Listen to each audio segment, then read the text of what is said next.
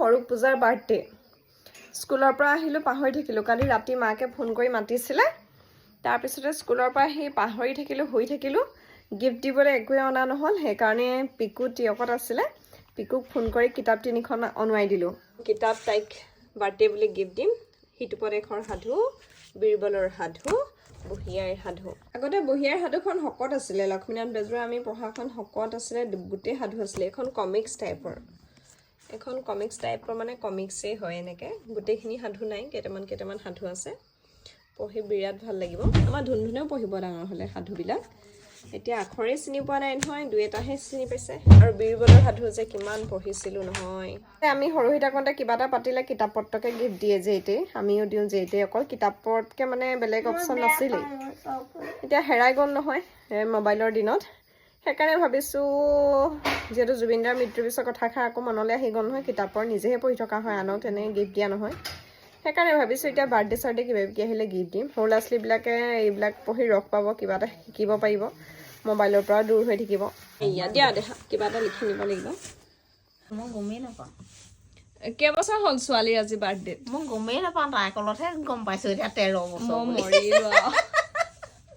মাকে বাৰ্থডে পাতিছে জীয়েকৰ কেইবছৰ নেজানে তোমাৰ আজি হেপী বাৰ্থডে কেইবছৰ হ'ল 13 বছৰ হয় জানো শুদ্ধ হৈছে জানো হয় হৈছে অঁ 2000 আজি এই শৰ্ট ভিডিঅ'টোত আপোনালোকে গম পাই যাব পূজা বিষয়ে অকণমান তুমি কোন চনত জন্ম 2012 বৰ্তমান বয়স কিমান 13 তোমাৰ হেৰি এতিয়া কোন ক্লাছত পঢ়ি আছা 7ত পঢ়া শুনা ভালকে কৰিছানে তুমি মোবাইল চাই ভাল পোৱা নে কিতাপ পঢ়ি ভাল পোৱা দুইটাই আটাইতকৈ বেছি কোনটো ভাল পোৱা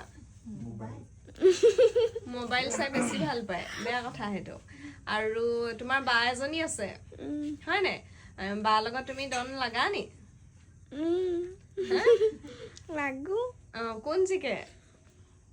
কেতিয়াবা বা কেতিয়াবা মই বেছিকে কোন জিকে ময়ে জিকো দেখিলে নে আপোনালোকে পূজা কিমান ঠাণ্ডা মুণ্ডা বায়েকে মোক আজি অহা মাত্ৰকে কৈছে এই থাকে ইমান ঠাণ্ডা মুণ্ডাকে কেনেকুৱা দন লাগে মোৰ লগত বুলি কৈছে আৰু দন লাগিলে এইহে জিকে বায়েকৰ আকৌ মুখখন চাই তাই নিজিকে যেন লাগে তাই নিজিকে এইহে জিকে মই আজি অহাৰ পিছতে আগতেও মোক জানমণিয়ে কৈ থাকে এই ইমান দন লাগে আপুনি আহিবচোন সময়ত দেখিবচোন মই দেখা নাই তাৰপিছতে মই বোলো ৰবা আজি কৈ দিম পূজাৰ কথা আৰু এই পঢ়া শুনা কমকৈ কৰিছে আৰু তাইৰ মনটো বহুত দুখ লাগি আছে ৰাসত গোপি ল'বলৈ মন আছিলে